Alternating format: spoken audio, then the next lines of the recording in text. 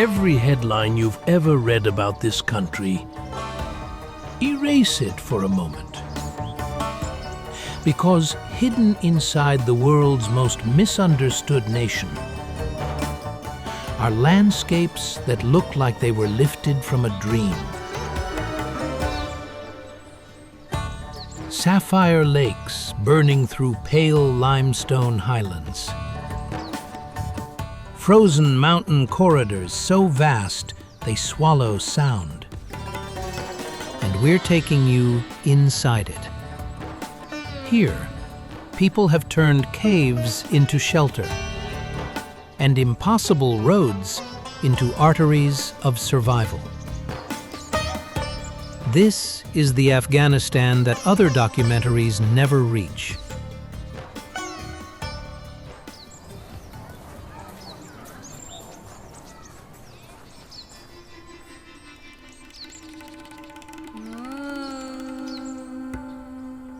Afghanistan was forged at the meeting point of three worlds: Central Asia, South Asia, and West Asia, where empires, caravans, religions, and armies crossed for thousands of years. Over time, it absorbed Persian, Greek, Buddhist, Islamic, and tribal layers into one of the deepest civilizational landscapes on the continent. The beauty of Afghanistan begins beneath the surface of the earth. The Hindu Kush rises like a stone spine through the nation, fracturing the land into high plateaus. Glacial valleys, narrow corridors, giant river basins, and hidden pockets of green. That broken geography is exactly why Afghanistan holds some of the most extraordinary landscapes in Asia, and why almost none of the world has ever witnessed them. In one region, dry limestone highlands suddenly split open into sapphire lakes, divided by natural travertine walls. In another, colossal mountain corridors carry glaciers, rivers, snowfields, and high passes into a profound silence. Elsewhere, deep gorges cut through granite, forcing roads and human movement to cling to cliff faces above immense drops. Farther south and west, desert expanses stretch beneath heat and open wind. The climate is severe and sharply varied. Winters can be brutal in the highlands. Summers turn valleys and deserts into furnaces. Weather can shift with terrifying speed as altitude and terrain change. But what makes Afghanistan truly unforgettable is its people.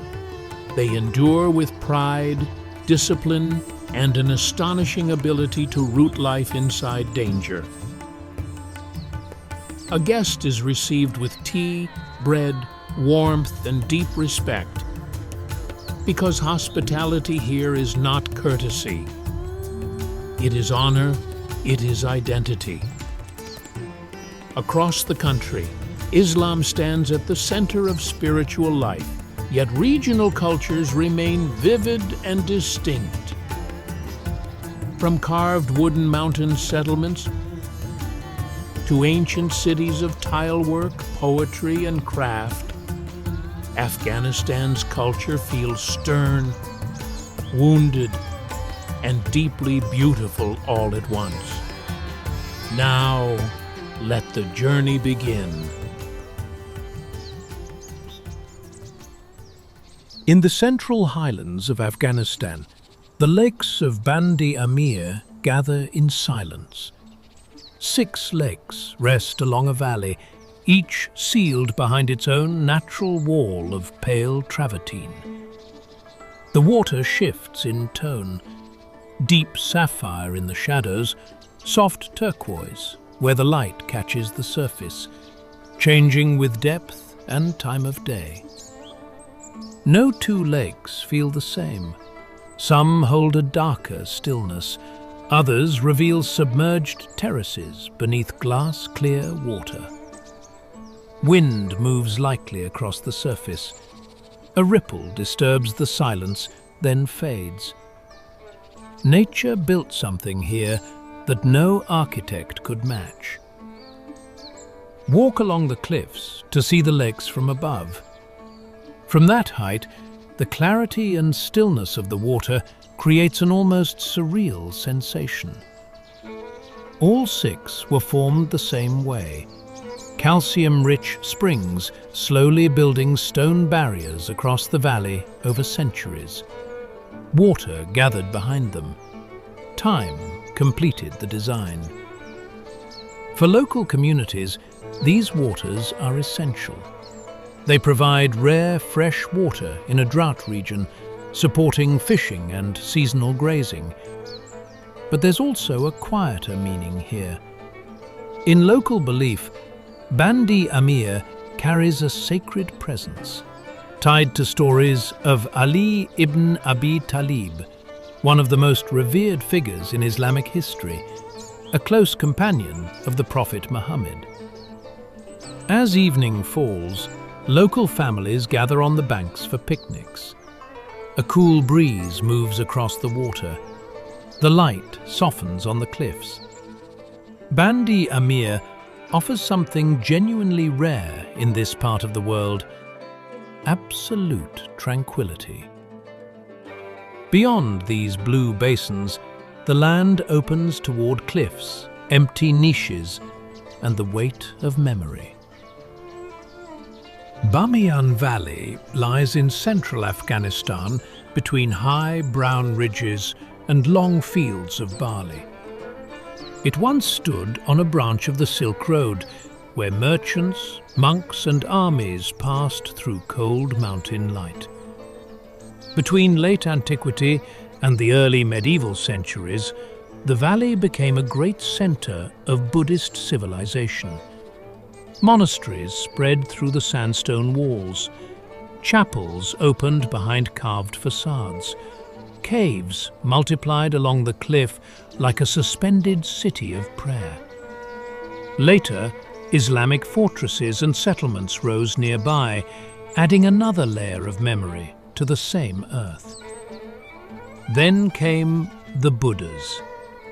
2 colossal figures were carved directly into the cliff, one taller, one slightly smaller, both facing the valley with solemn calm. They stood for over 1,000 years. In March 2001, Taliban forces destroyed them using explosives and heavy weaponry, declaring the statues idolatrous. Despite urgent appeals from UNESCO, the United Nations, and numerous Muslim nations, the destruction continued, becoming one of the most shocking acts of cultural vandalism of the 21st century. Even in their absence, the niches are overwhelming. They rise like vertical sanctuaries. Their hollow spaces are filled with nothing but wind, shadow, and grief. And yet, they still command the valley. For local people, Bamiyan holds both practical and spiritual weight. The valley supports farming, local tourism, and small trade.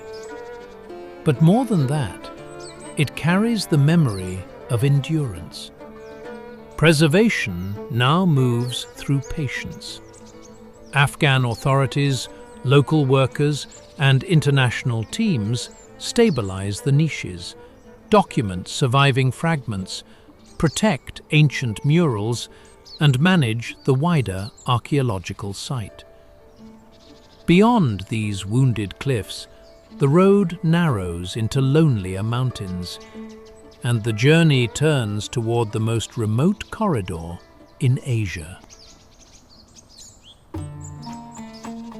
The Wakhan Corridor stretches into northeastern Afghanistan, between Tajikistan, Pakistan, and China. Deep within Badakhshan, where the Hindu Kush meets the Pamirs. This narrow sliver of land emerged from 19th century border negotiations between empires. Here, rivers are born, glaciers gleam, and distance governs every human decision. Old Silk Road memory still runs through these mountain passages. Traders, pilgrims, and caravans once crossed this high country towards Central and South Asia. That age feels close here. The land opens with impossible scale. Gravel plains run beneath white summits and blue ice. Light pours over talus slopes, silver streams, and amber grasslands. The sky feels near enough to touch. Silence travels for miles. Every ridge suggests another world just beyond the horizon. Among the peaks that stand over this corridor rises Noshak, Afghanistan's highest summit. Its crest breaks above the eastern Hindu Kush with raw brilliance. Snowfields descend into hard shadow and broken glaciers. At dawn, the upper ice turns pale gold. In a country of distance, Noshak feels like a cold sovereign. Farther east, the human story changes the rhythm entirely. Kyrgyz nomads move across the Little Pamir with yaks, sheep, goats, horses, and occasional Bactrian camels. They migrate several times each year, following grass, weather, and survival. Camps form inside felt yurts or thick mud shelters, depending on the season.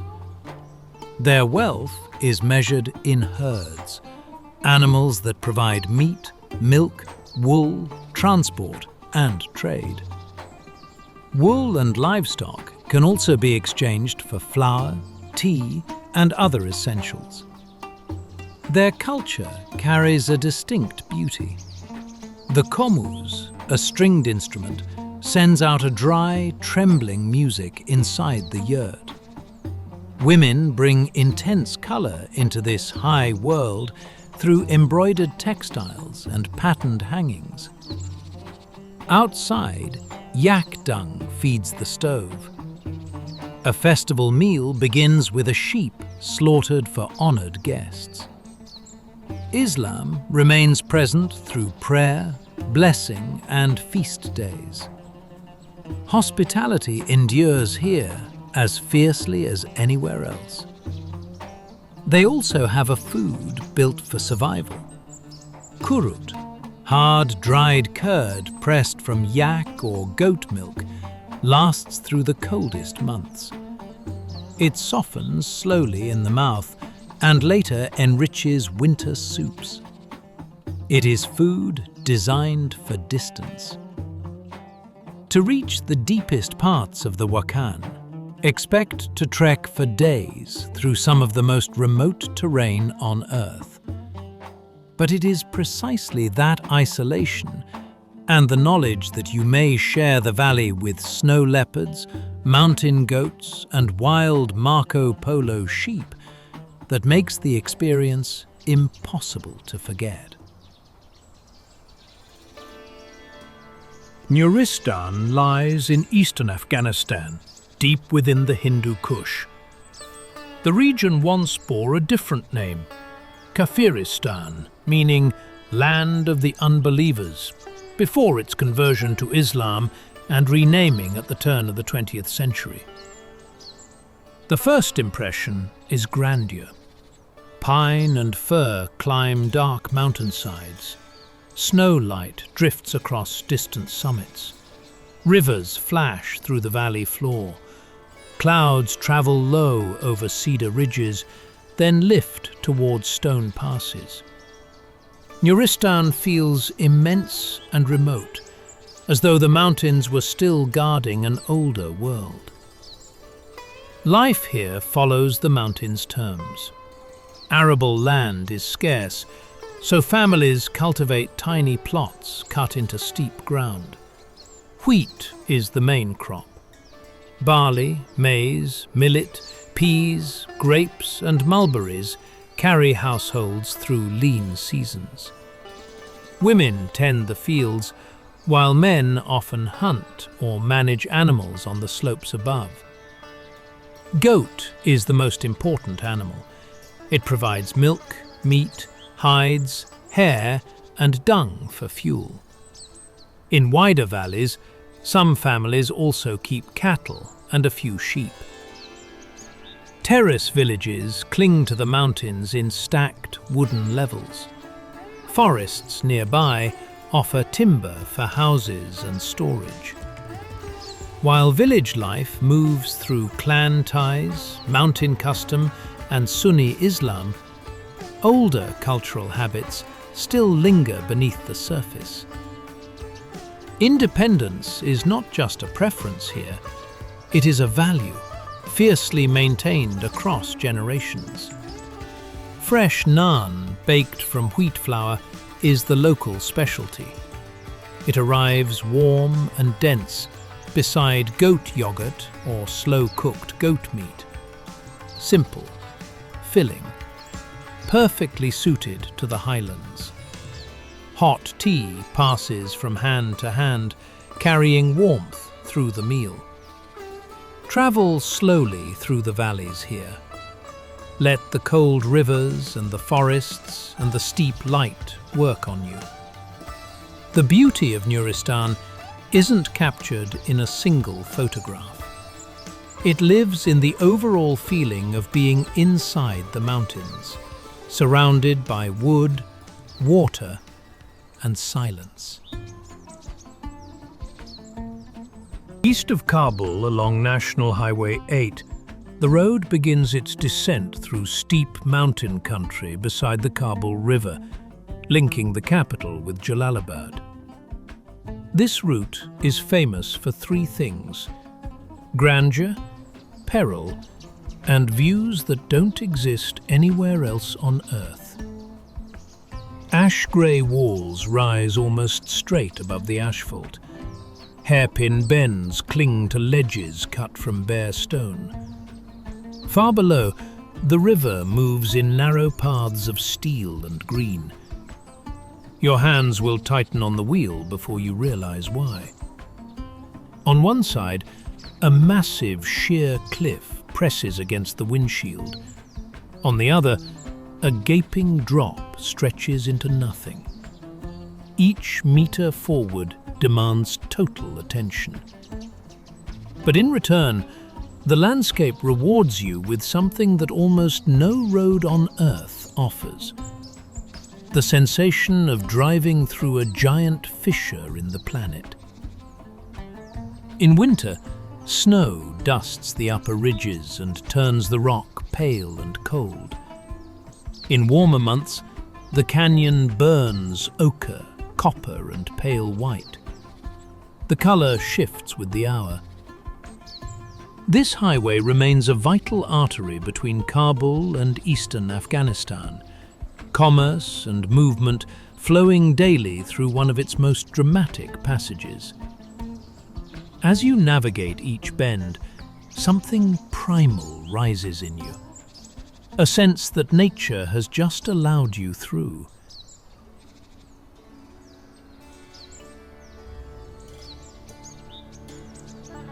Beyond the last bend of Mahipar, the land opens into a wide basin of dust, light and movement.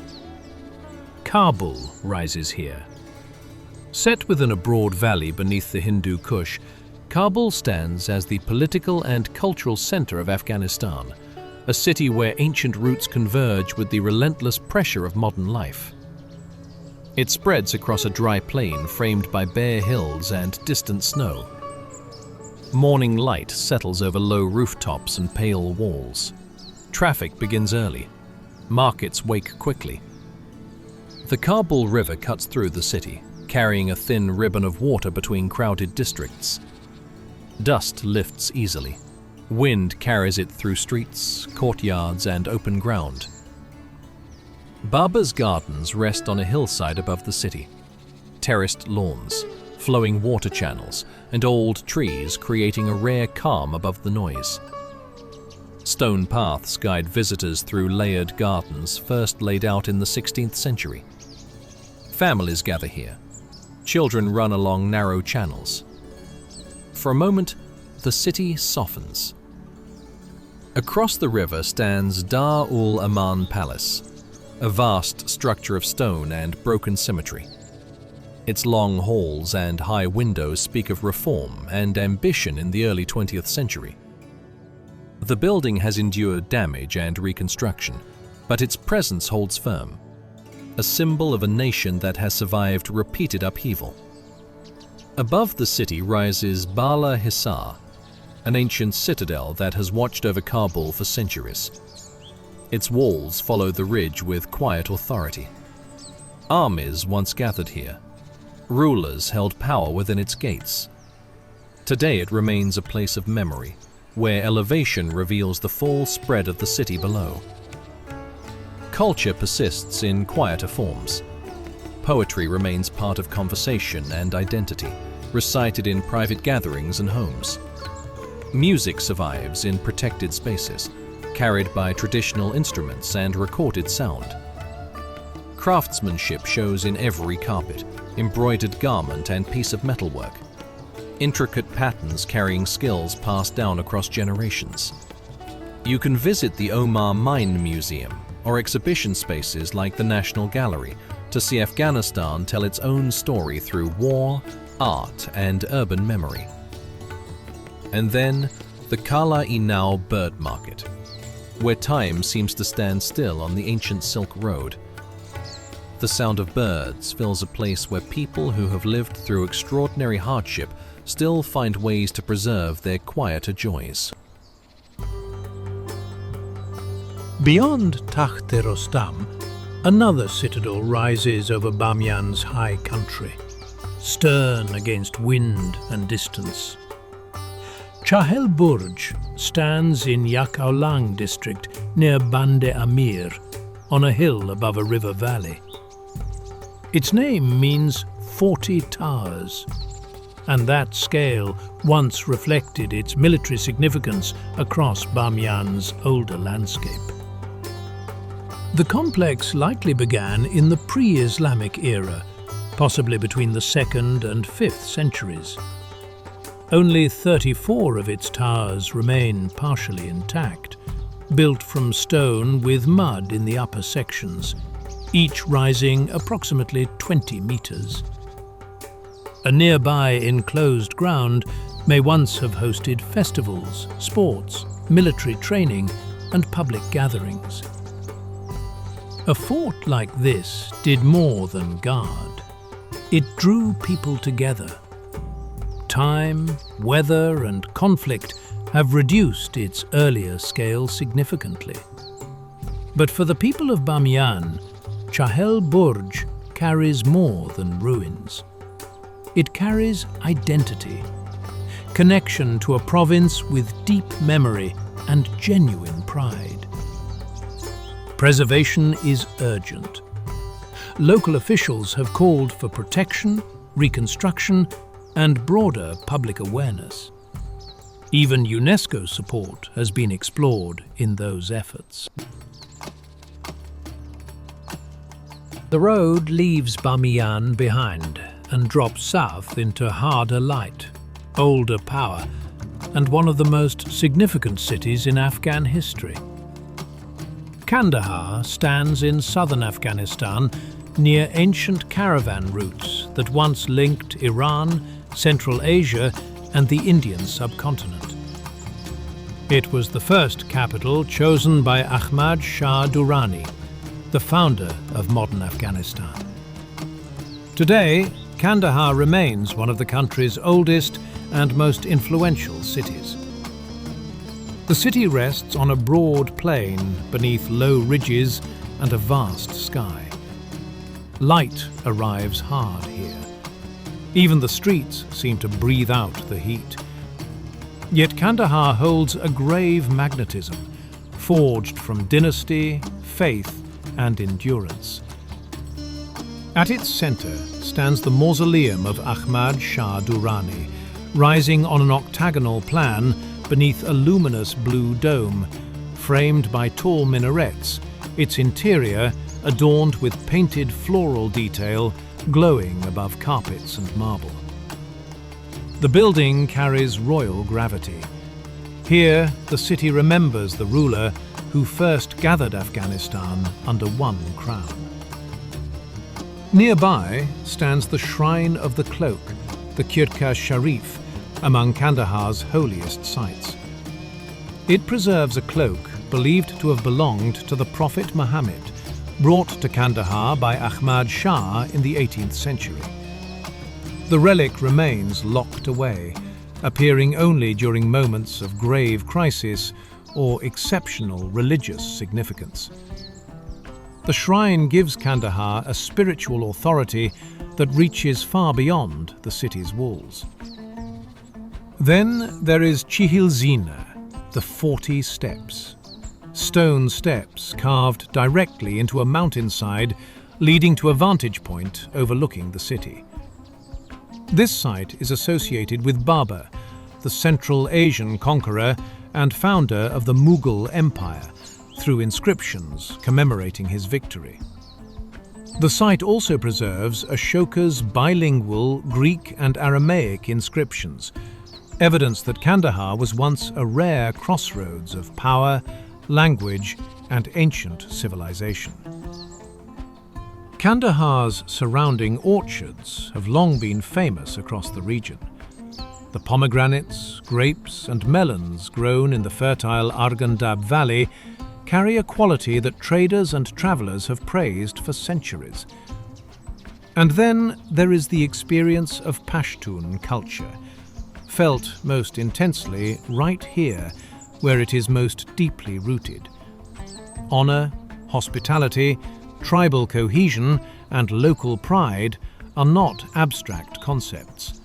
They are principles, lived daily, demonstrated in how people greet a stranger, conduct a negotiation, and protect their community across generations.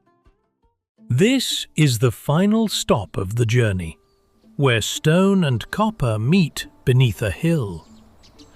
Mezainak lies in Logar province, south of Kabul, on one of the world's largest copper deposits. It is also one of Afghanistan's most important archaeological sites, a place where mining, belief, and empire once stood side by side. Ochre ridges rise above a dry basin. Long light slides across bare slopes. Wind crosses the hill in thin, dusty strokes. And beneath this severe ground, copper drew people here for centuries.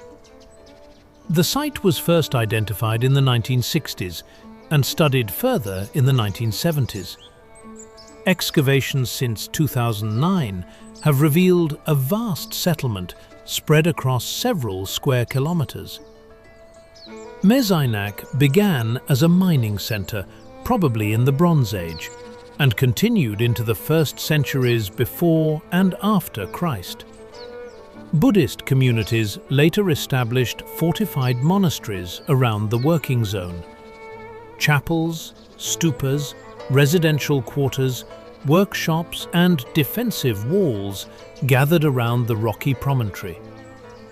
Mining and worship lived in close proximity, economic life supporting religious practice, and religious prestige elevating the settlement's standing. The architecture still feels astonishing. Mud statues of Buddhas and Bodhisattvas once filled shrines and niches. Wall paintings carried strong color across sacred interiors. Wooden furniture, manuscripts on birch bark, coins and metal objects survived in rare quantities. Pilgrims once moved around stupas in quiet procession. Monks studied sutras. Craftsmen shaped copper nearby. For local people, Mezainak carries historical pride and deep cultural value, evidence of Afghanistan's ancient plurality, artistic achievement, and early industrial knowledge. Officials recently transferred ancient artifacts to the Logar Provincial Museum, bringing this heritage closer to the communities that surround the site. UNESCO and Afghan institutions have documented the site, assessed structural risks, and explored conservation approaches. Every measure feels temporary against the pressure of extraction. Yet even now, Mezainak endures. A final reminder that Afghanistan's deepest wealth has never belonged to copper alone. At the end of this journey, Afghanistan no longer feels like a single story. It reveals itself through layers, silence and endurance and unexpected beauty, one after another. From the blue stillness of Bandi Amir to the carved memory of Bamiyan Valley. High above, the winds of the Wakhan corridor move across peaks and nomadic paths. Cities like Kabul, Herat, and Kandahar hold memory in stone, faith, and human effort. In forgotten places like Mezainak, history rests beneath the earth, suspended between loss and preservation. Afghanistan, a land of vast beauty and constant struggle. A place where civilizations rise, fade, and leave their trace in the ground. Perhaps that is why it feels like a forgotten paradise. Because beneath the noise of conflict, something older, quieter, and far more enduring continues to exist. If this journey has given you a deeper understanding of the world, consider subscribing to follow us on the next one. Thank you for watching.